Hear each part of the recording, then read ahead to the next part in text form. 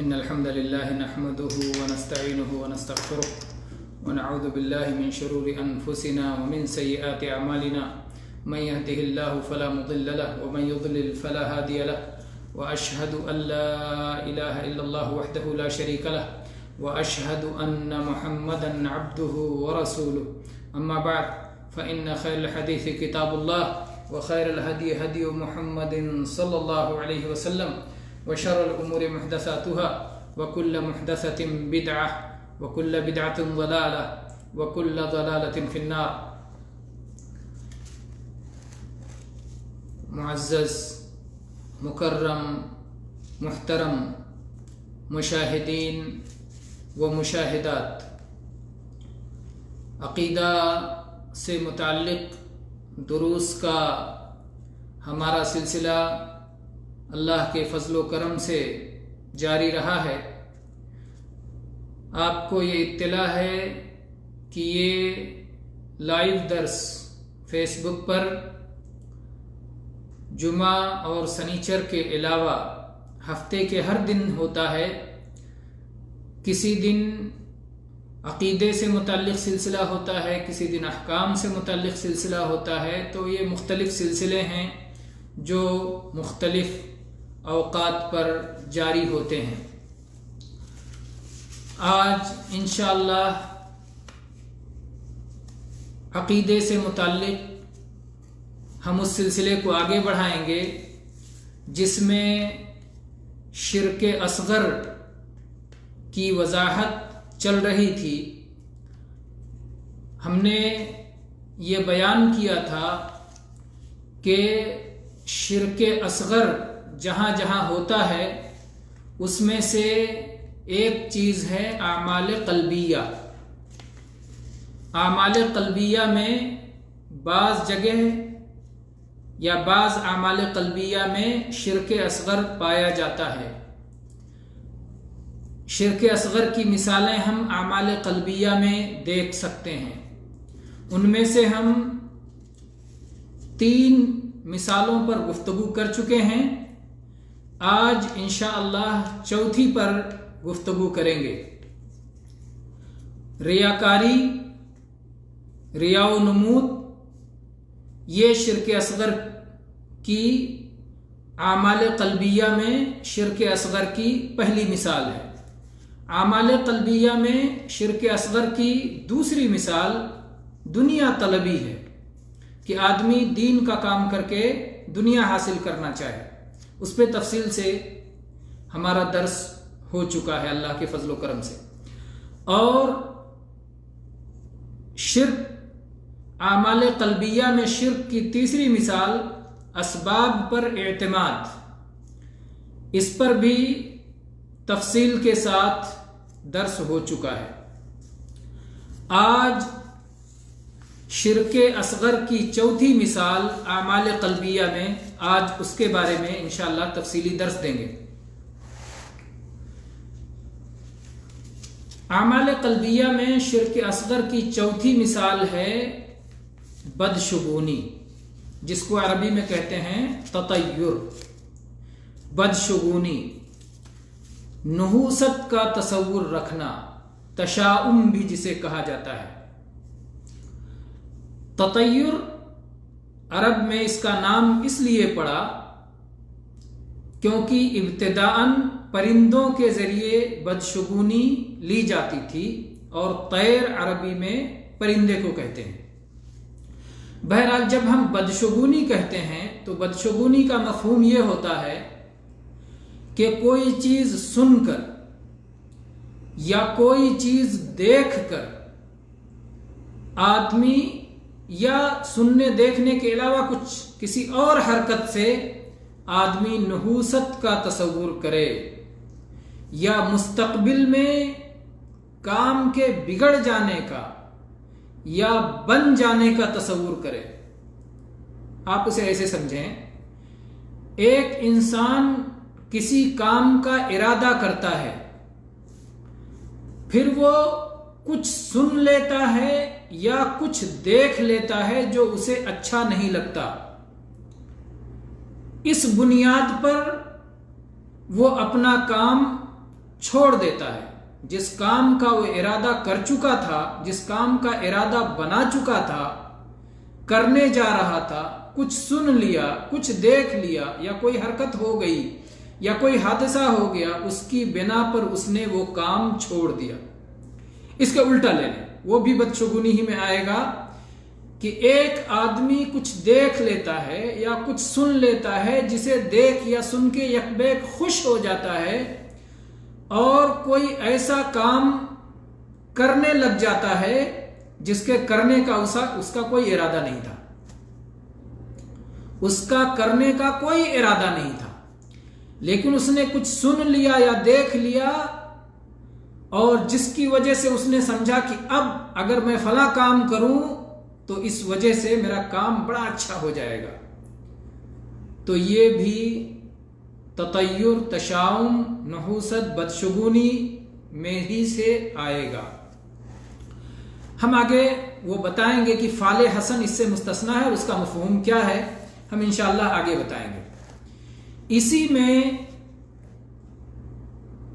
استسقام بالازلام یعنی تیر نکالنا، فال نکالنا بھی اسی میں آتا ہے، جس کو قرآن پاک میں سورہ مائدہ کی آیت نمبر 3 میں اللہ تعالیٰ نے فرمایا وَأَن تَسْتَقْسِمُوا بِالْأَزْلَامِ ذَلِكُمْ فِسْقٌ، کہ تم تیروں کے ذریعے سے قسمت کا حال معلوم کرو، یہ بھی فسق ہے، یہ بھی حرام ہے، یہ بھی گناہ ہے، یہ بھی طاعت سے نکلنا ہے، اطاعت سے نکل جانا ہے۔ اسی طرح سے سورہ مائدہ کی آیت نمبر 90 میں اللہ تعالیٰ نے فرمایا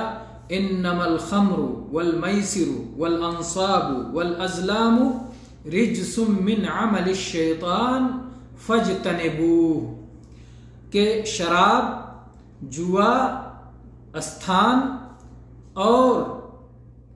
قسمت کا حال بتانے والے تیر، یہ سب ناپاک شیطانی کام ہیں، ان سب سے باز رہو، ان سب سے بچ کے رہو۔ اس میں یہ قسمت کا حال معلوم کرنے کے اور بھی طریقے پائے جاتے ہیں۔ کہیں کنکریوں سے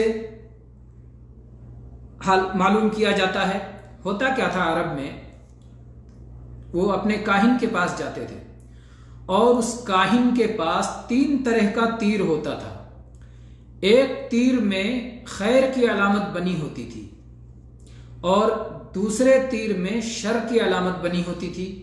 مصیبت کی علامت بنی ہوتی تھی، اور تیسرا تیر خالی ہوتا تھا، کوئی علامت نہیں ہوتی تھی، نہ خیر کی نہ شر کی۔ اب اس کاہن کے پاس جو شخص جاتا تھا،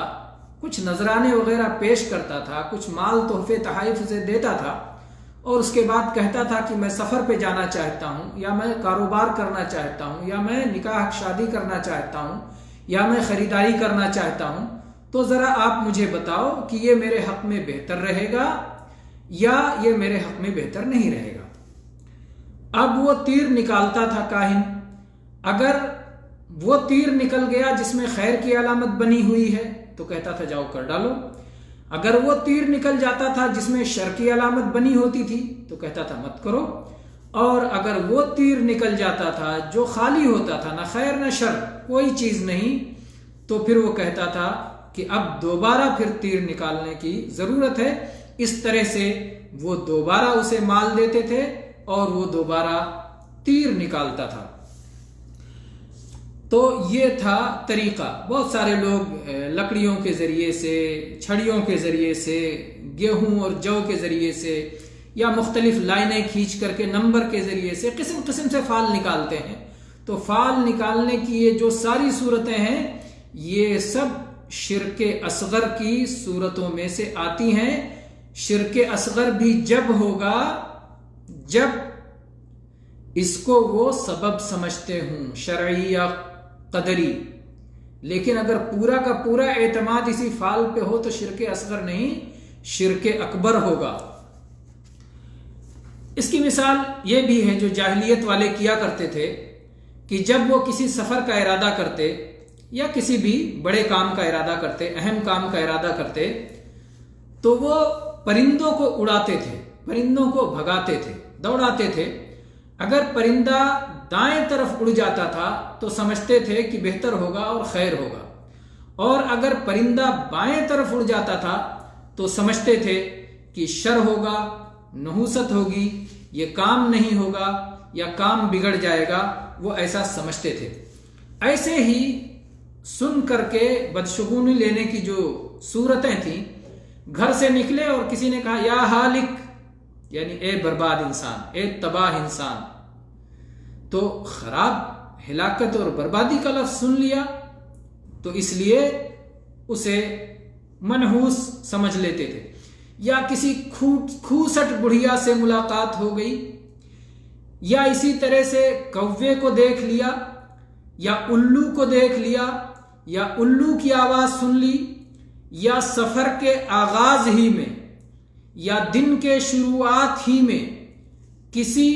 معذور اور اپاہج کو دیکھ لیا، کسی لولے کو، کسی لنگڑے کو، کسی کانے کو، کسی مصیبت زدہ کو، کسی بدصورت کو، کسی کالی بھجنگ کلوٹی کو، کسی الٹی ہوئی ہانڈی کو، یا اور بھی اس طرح سے کوئی چیز جو اسے ناپسند ہے اس چیز پر نظر پڑ جاتی ہے دن کی ابتدا میں یا سفر کی ابتدا میں، تو اس وجہ سے آدمی وہ سفر چھوڑ دیتا ہے یا اس دن خرید و فروخت کرنا چھوڑ دیتا ہے۔ یا بعض لوگ پورے مہینے کو منحوس سمجھتے ہیں، سفر کا مہینہ، محرم کا مہینہ، کوئی اور مہینہ، بعض لوگ کچھ گنتیوں کو منحوس سمجھتے ہیں۔ 13 نمبر منحوس ہے، اس لیے لفٹ میں 13 نمبر ہی نہیں جانتے، بلڈنگ بنائی، بلڈنگ پہ 13 نمبر کا فلیٹ ہی نہیں رکھا، یا 13 نمبر جو فلور ہے 13 نمبر فلور نہیں رکھا، 12 کے بعد ڈائریکٹ 14، یا اسی طرح سے بعض فلائٹوں میں، بعض جہازوں میں 13 نمبر کی کرسی ہی نہیں رکھی، کیونکہ 13 نمبر کو وہ منحوس سمجھتے ہیں۔ بعض لوگ 17 نمبر کو منحوس سمجھتے ہیں، 17 پہ خطرہ۔ تو اس طرح کی چیزیں حرام ہیں اور شرک اصغر ہیں۔ اور میں نے یہ بھی بتایا کہ ایک صورت تو یہ ہے کہ آدمی کرنے جا رہا تھا، کسی کام کا اس کا پکا ارادہ تھا، عزم تھا، لیکن یہ چیز جسے اس نے سنا یا جسے اس نے دیکھا اور اسے بری لگ گئی، اس لیے اس نے اپنا کرنے کا ارادہ ترک کر دیا، یہ اسی طرح حرام ہے جس طرح سے کوئی ایسی چیز سن لے یا دیکھ لے جو بہت اچھی لگ جائے، اس کے بعد کہے ارے آج فلاں چیز دیکھا ہوں اس لیے چلو فلاں چیز آج خرید لیتا ہوں، آج کی خریداری مبارک رہے گی۔ تو جیسے منحوس ہونے کا تصور یا نحوست کا تصور کر لینا، ویسے ہی مبارک کا تصور کر لینا اور اس پر کسی نئے کام کا عزم کر لینا، یہ بھی حرام ہے۔ دونوں مسائل ایک دوسرے سے ملحق ہیں، البتہ نیک فعل مستثنا ہے۔ یہ نیک فعل کیا ہے؟ نیک فعل یہ ہوتا ہے کہ آدمی نے کسی متعین کام کا ارادہ کر لیا ہے، مشورہ کرنے کے بعد، استخارہ کرنے کے بعد، یا جیسے بھی اس کام کا وہ ارادہ کر چکا ہے، ارادہ بنا چکا ہے، اب اس کے بعد وہ کوئی اچھی چیز دیکھ لیتا ہے یا اچھی چیز سن لیتا ہے اپنے قصد و ارادہ کے بغیر، اپنے قصد و ارادہ کے بغیر، اور پھر وہ سن کر کے خوش ہو جاتا ہے یا اس کو خوشخبری پر محمول کرتا ہے، اس کی وجہ سے اس کے دل کا اطمینان بڑھ جاتا ہے کہ جس کام کا وہ عزم کر چکا ہے انشاءاللہ اس میں خیر ہوگا، انشاءاللہ اس میں برکت ہوگی، انشاءاللہ اس میں بھلائی ہوگی۔ اللہ سے وہ اپنی امید کو بڑھا لیتا ہے کہ میں نے یہ چیز سنی ہے یا یہ چیز دیکھا ہے تو اس لیے میری امید اللہ سے بڑھ گئی ہے کہ اللہ تبارک و تعالی میرے اس معاملے میں خیر و برکت فرمائے گا۔ اس فعل پہ اسے اعتماد نہیں ہوتا، اسے اس کی برکت کی وجہ سے وہ کام کرنا شروع نہیں کرتا، بلکہ اس کا پورا اعتماد اللہ پر ہوتا ہے، اللہ تبارک و تعالی پر اعتماد ہوتا ہے، اور یہ نیک فعل اللہ کے ساتھ حسن ظن ہوتا ہے۔ حسن ظن یہ اللہ تبارک و تعالیٰ کو پسند ہے، اور اس حسن ظن کی بنا پر اللہ سے اس کی امید بڑھ جاتی ہے، اللہ سے اس کی مدد طلبی اور اللہ تبارک و تعالیٰ پر اس کا توکل بڑھ جاتا ہے، اور اس کا دل خوش ہو جاتا ہے، اور اسے شرح صدر مل جاتا ہے، اور جو ایک طرح سے اسے گھبراہٹ تھی یا خلجان تھی یا تردد تھا، اسے سکون حاصل ہو جاتا ہے، وہ پرسکون ہو جاتا ہے، اور اپنی توقعات کو اللہ تبارک و تعالیٰ سے یہ حسن ظن کے بعد مزید امیدیں لگا لیتا ہے، تو یہ نیک فعل ہے، اور نیک فعل جائز ہے، یہ شرک میں سے نہیں آتا، نہ شرک اصغر میں اور نہ شرک اکبر میں۔ اس کے برخلاف جو بدگمانی ہے، اس کے برخلاف جہاں نحوست کا تصور ہے، جو بدشگونی ہے، اس میں اللہ تبارک و تعالیٰ کے ساتھ بدگمانی ہے، اس میں اللہ پر توکل کرنے کے بجائے اللہ پر توکل کو چھوڑ دینا ہے، اس میں اللہ تبارک و تعالیٰ سے امید باندھنے کے بجائے اللہ سے امید کو توڑ لینا ہے، اس میں مصیبتوں کے ختم ہونے کی امید کرنے کے بجائے مصیبتوں کے آنے کی امید بنا لینا ہے، اس میں اللہ تبارک و تعالیٰ سے اچھی امید لگانے کے بجائے اس میں مایوسانہ تصور ہے، مایوسانہ ذہنیت ہے، اور یہ تمام چیزیں عقلاً اور شرعاً ہر اعتبار سے باطل ہیں اور ناحق ہیں۔ تو اس لیے یہ ساری چیزیں یہ ممنوع ہیں۔ بہت سارے شرعی دلائل ہیں، ہم حدیث دیکھ لیتے ہیں۔ صحیح بخاری میں 5094 اور 5753 نمبر پر، اور صحیح مسلم میں 2225 نمبر پر نبی کریم صلی اللہ علیہ وسلم کا ارشاد ہے، لا عدوى ولا طیرہ وَإِن كَانَ الشُّؤْمُ فِي شَيْءٍ فَفِي الدَّارِ وَالْمَرْأَةِ وَالْفَرَسِ۔ چلیے ایک یہ مسئلہ بھی سمجھ لیتے ہیں۔ نبی کریم صلی اللہ علیہ وسلم نے فرمایا کہ اگر کہیں نحوست ہوتی تو وہ 3 چیزوں میں ہوتی، گھر میں، عورت میں، گھوڑے میں، اور بعض احادیث میں ہے کہ سواری میں اور گھر میں اور عورت میں۔ اسی طرح سے سہل ابن سعد رضی اللہ عنہ کی بھی حدیث ہے، صحیح بخاری میں 2859 نمبر پر اور صحیح مسلم میں 2226 نمبر پر۔ تو اس حدیث میں جو 3 چیزوں کے اندر نحوست کی بات کہی گئی ہے، تو یہ کوئی نحوست کا مستقبل کا تصور نہیں ہے، بلکہ اس کے اندر جو محسوس اضرار ہیں، جو اس کے معلوم نقصانات ہیں،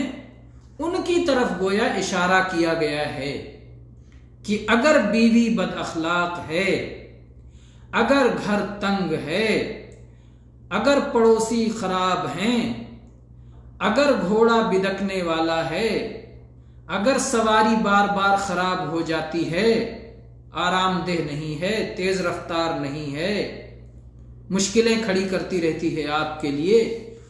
تو یہ چیزیں انسان کی زندگی کو مبارک بنانے کے بجائے انسان کی زندگی کو اجیرن بنا دیتی ہیں،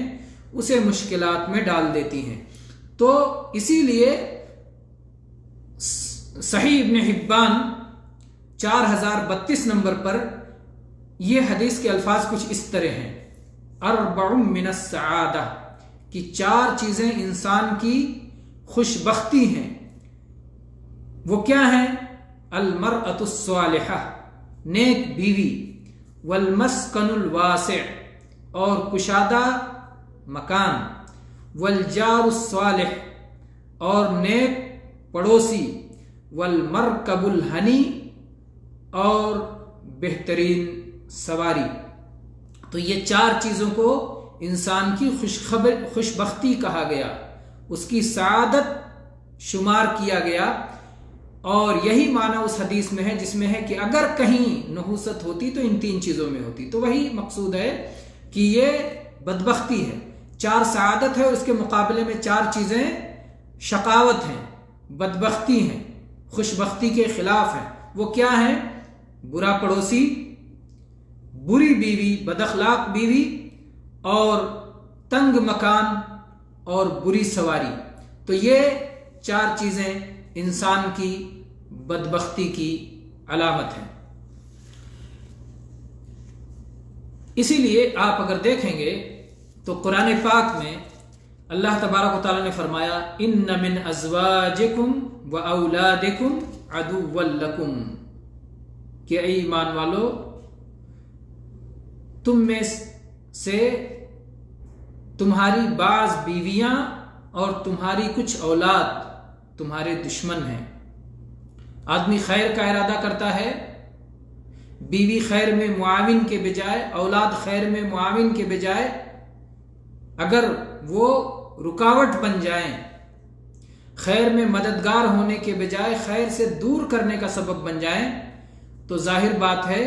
وہ انسان کے لیے شقاوت و بدبختی کا سبب ہیں، شقاوت اور بدبختی کا باعث ہو جائیں گے۔ تو بہرحال بات یہ چل رہی تھی کہ بدشگونی کا تصور، بدشگونی یہ اعمال قلبیہ میں سے ہے، اور اعمال قلبیہ میں شرک اصغر کی مثال ہے۔ اور نبی کریم صلی اللہ علیہ وسلم کی اس تعلق سے حدیث ہے کہ آپ صلی اللہ علیہ وسلم فرمایا الطیرۃ شرک، کہ بدشگونی لینا یہ شرک ہے۔ یہ حدیث مسند احمد میں 3687 نمبر پر، اور ایسے ہی سنن ابی داؤد، سنن ترمذی، صحیح ابن حبان، مستدرک حاکم، اور سند اس کی صحیح ہے، امام ترمذی نے بھی اسے صحیح قرار دیا ہے۔ تو اللہ کے نبی صلی اللہ علیہ وسلم فرمایا الطیرۃ شرک، کہ بدشگونی لینا یہ شرک ہے، کیونکہ آدمی اس چیز پر اپنا اعتماد کر لیتا ہے جو اصلاً جو سبب، جو ایسا ذریعہ نہیں ہے، ایسا سبب نہیں ہے کہ جس پر اعتماد کیا جائے، تو اپنے مستقبل کی ناکامی کا سبب اسے سمجھ لیتا ہے یا مستقبل کی کامیابی کا سبب اسے سمجھ لیتا ہے۔ تو ناکامی کا سبب سمجھے یا کامیابی کا سبب سمجھے اور اللہ تبارک و تعالیٰ سے نگاہ ہٹ جائے، اگر مستقل سبب سمجھ لیا تب تو شرک اکبر میں پڑ گیا، اگر مستقل سبب نہیں سمجھا بلکہ شرعی یا قدری طور پر اسے سبب سمجھا تو شریعت پہ بھی الزام لگایا اور قدر پہ بھی الزام لگایا اور شرک اصغر میں مبتلا ہو گیا۔ بہرحال تطیر کے تعلق سے اور بدشگونی کے تعلق سے اور بھی بہت ساری احادیث ہیں، ہم 1-2 حدیثیں اور بیان کر کے اپنے درس کو مکمل کرتے ہیں اور سوال و جواب کے لیے موقع دیتے ہیں کہ اگر کوئی سوال و جواب کرنا چاہے تو کمنٹ میں اپنے سوالات لکھ سکتے ہیں۔ بدشگونی کے حرام ہونے اور فال کے نیک فال کے مباح ہونے کی دلیل عروہ ابن عامر کی وہ حدیث ہے جس میں کہتے ہیں کہ رسول اللہ صلی اللہ علیہ وسلم کے پاس طیرہ کا، بدشگونی کا ذکر آیا تو اللہ کے نبی صلی اللہ علیہ وسلم نے فرمایا احسنها الفال، کہ اس میں سب سے اچھی چیز جو ہوتی ہے وہ نیک فال ہوتی ہے، ولا ترد مسلما، اور بدشگونی کی بنا پر کبھی کسی مسلمان کو اپنا کام نہیں چھوڑنا ہے۔ فَإِذَا رَأَى أَحَدُكُمْ مَا يَكْرَهُ فَلْيَقُلْ اللَّهُمَّ لَا يَأْتِ بِالْحَسَنَاتِ إِلَّا أَنْتَ وَلَا يَدْفَعُ السَّيِّئَاتِ إِلَّا أَنْتَ وَلَا حَوْلَ وَلَا قُوَّةَ إِلَّا بِكَ،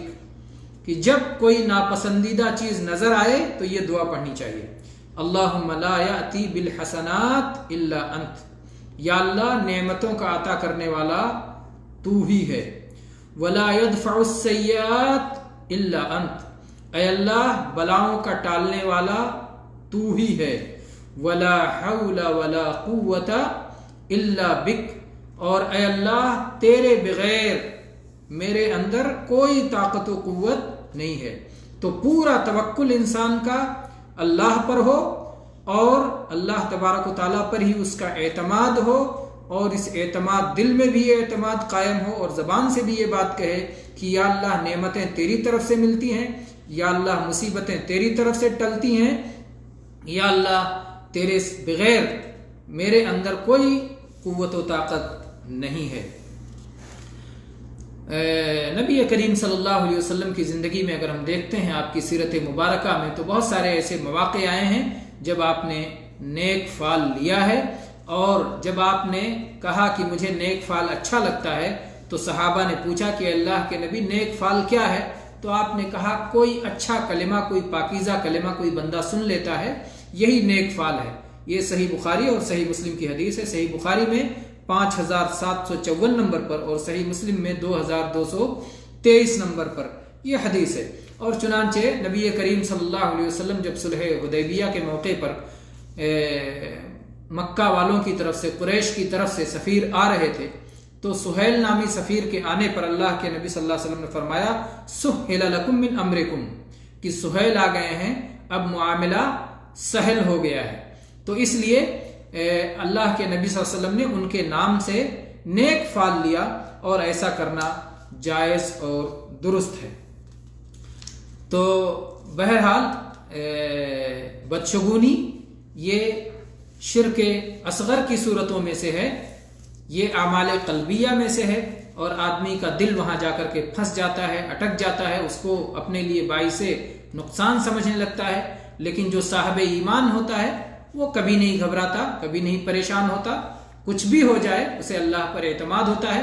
اگر وہ کام جو کرنے جا رہا ہے شریعت نے اس کی اجازت دی ہے اور اس نے مشورہ کر لیا ہے، استخارہ کر لیا ہے، اسباب، جائز اسباب کو اختیار کر لیا ہے، یہ سب کرنے کے بعد کوئی بھی چیز آ جائے، کوئی حادثہ ہو جائے، کوئی مسئلہ ہو جائے، کسی کی وجہ سے وہ کام جس کا وہ عزم کر چکا ہے، جس کا وہ پختہ ارادہ کر چکا ہے، اسے چھوڑتا نہیں ہے، اپنا کام اللہ سے مدد طلب کر کے، اللہ سے استعانت کر کے وہ اپنے کام پر ثابت قدم رہتا ہے۔ اللہ تبارک و تعالی ہم سب کو ثابت قدمی عطا فرمائے، ہم سب کو توحید کی سمجھ عطا فرمائے، ایک ایسے موقع پر جب کہ اللہ تبارک و تعالی نے دنیا کو اپنی بہت ساری نشانیاں دکھائی ہیں، اور برابر اللہ نشانیاں دکھاتا ہی جا رہا ہے تاکہ دنیا والے اس خالق کائنات کی طرف، اس خالق قادر کی طرف، اس قادر مطلق کی طرف رجوع کریں، اس سے توبہ استغفار کریں، تضرع کریں، گریہ وزاری کریں۔ ایسے موقع پر توحید کو سمجھنا اور توحید کی نشر و اشاعت کرنا، اور توحید کی نشر و اشاعت کے لیے کیے جانے والے سارے کاموں میں تعاون کرنا اس وقت بہت اہم کام ہے، بہت قیمتی کام ہے،